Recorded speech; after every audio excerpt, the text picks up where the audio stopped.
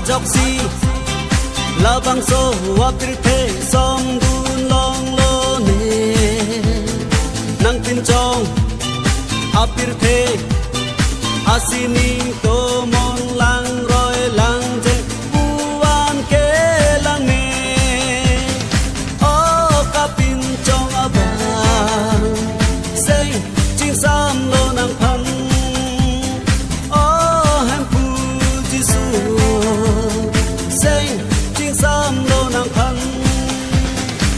kang hon ajok si labang so wapir the som dun long lo ne nang tin chong apir the asini to mon lang roi lang je buan ke lang ne o kapin chong abang sing ching sam lo nang phan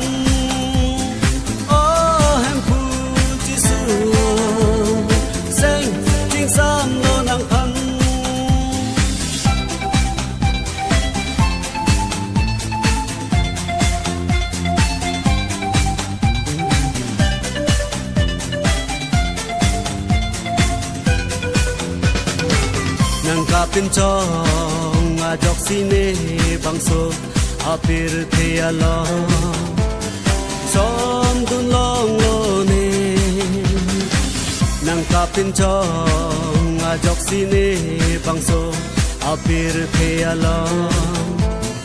som dun long lo ne seng kang sam pen ne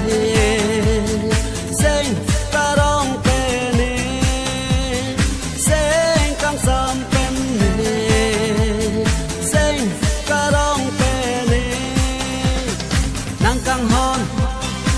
ajok si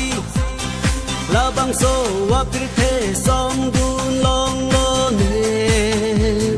nang tin chong apir the asini to mon lang roi lang je buan ke lang me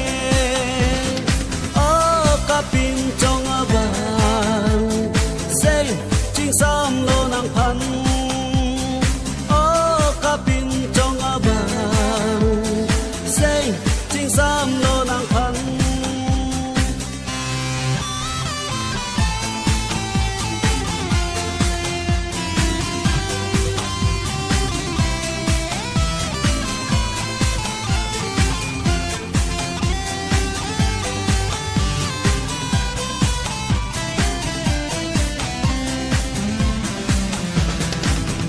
sing kang sam ko an lo ne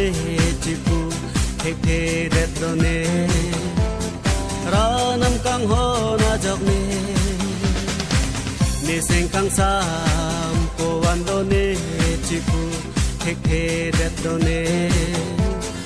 jisu kang ho na jok ne sing kang sam pen ne sing karong